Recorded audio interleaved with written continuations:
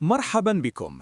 هناك كلمة واحدة إذا قيلت في لحظة امتحان كبرى تغير معنى التاريخ، كلمة تساوي إرادة وكرامة ورفضا للخضوع. إنها كلمة ناخير، أي لا. حين يقال للكرد سلموا قراركم لغيركم، اقبلوا أن تداروا من فوق، تنازلوا عن حقكم في اختيار طريقكم، تأتي ناخير لتقول لا. وفي حديث عرفان مصطفى عن روج آفا وعن العقدة الكردية داخل نظام الدولة الحديثة، يمكن فهم هذه الكلمة بوصفها مدخلا إلى معنى أوسع: الكينونة الكردية. الكينونة الكردية ليست شعارا يرفع، بل حق في الوجود، وحق في الإرادة، وحق في أن تقول لا عندما يطلب منك أن تمحو ذاتك. عندما يظهر المسؤول الكردي أمام العالم ويقول لا، فإن المسألة ليست مجرد مفردة في خطاب.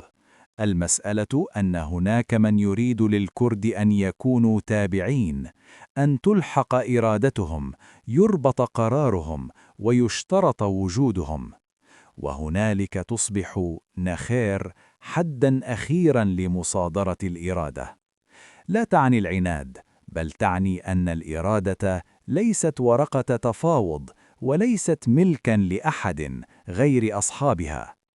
ومن هنا يبدأ السؤال الحقيقي: ماذا يريد الكرد؟ إنهم لا يطلبون امتيازاً فوق الآخرين، إنهم يطلبون الاعتراف بهم بوصفهم بشراً كاملين داخل القانون، لا هامشاً خارج المعنى. الفصل الثاني: من الإحساس بالظلم إلى الوعي بطبيعة النظام. الإحساس بالظلم تجربة إنسانية، لكن الوعي يذهب أبعد، يرى البنية التي تنتج الظلم. وفي قراءة عرفان مصطفى تبدو القضية الكردية صراعاً مع نظام الدولة الحديثة، لا مع حادثة عابرة. الدولة الحديثة ليست حدوداً على الخريطة فحسب، إنها منظومة، تعليم يصوغ الذاكرة، وقانون يحدد من هو المواطن المعياري، وإعلام يفرض سردية واحدة. وباسم الوحدة تختزل الهويات، وباسم الأمن تضيق الثقافات، وباسم السيادة يمنع الاعتراف. وعندما يطلب من شعب أن يذوب في قالب لا يشبهه، يبدأ الصدام. الفصل الثالث: الدولة الحديثة سلطة على المعنى قبل أن تكون سلطة على الأرض. حين تريد الدولة الحديثة أن تحكم السيطرة، فإنها لا تكتفي بالإدارة والسلاح. إنها تعيد ترتيب المعنى: معنى الوطن، معنى المواطنة، معنى اللغة، معنى التاريخ. ثم تقاس الشرعية على قربك من هذا المعنى الذي صنعته الدولة.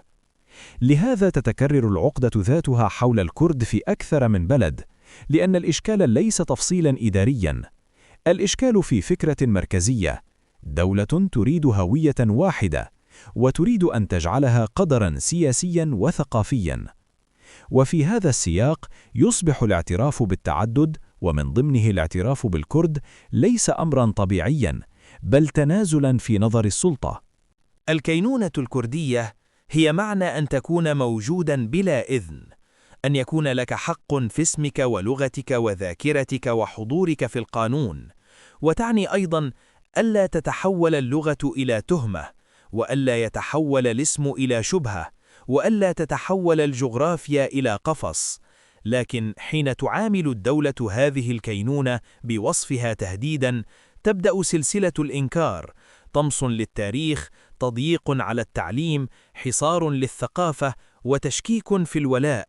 ثم يقال للناس بعد ذلك: اندمجوا، لكن اندماج على قاعدة محو الذات، ليس اندماجاً بل إلغاء.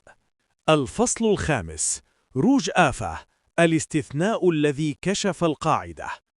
في روج آفا ظهرت لحظة مختلفة، لحظة حاول فيها مجتمع أن يرتب شؤونه في ظروف استثنائية، وحين تظهر الاستثناءات تكشف القواعد.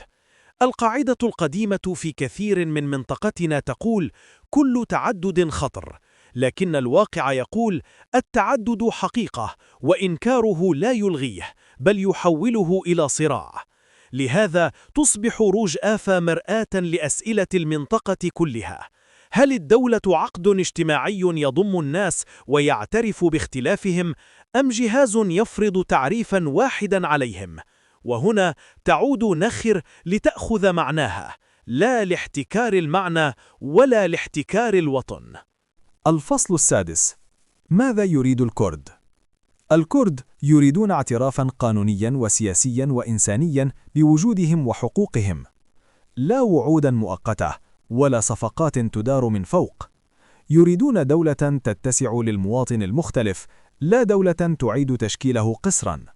ويريدون أن تفهم الهوية بوصفها حقا طبيعيا، لا تهديدا أمنيا. الفصل السابع: لا كبرنامج أخلاقي.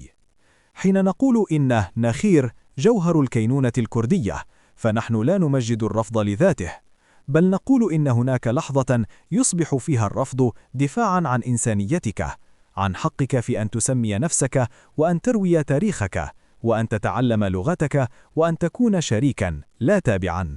في النهاية، القضية الكردية وفي قلبها روج آفا ليست نزاعا على مساحة من الأرض فحسب، إنها سؤال عن كيف تبنى الدولة، وكيف يصان الإنسان داخلها، وكيف تحترم الكينونة الكردية بوصفها حقيقة لا يمكن محوها.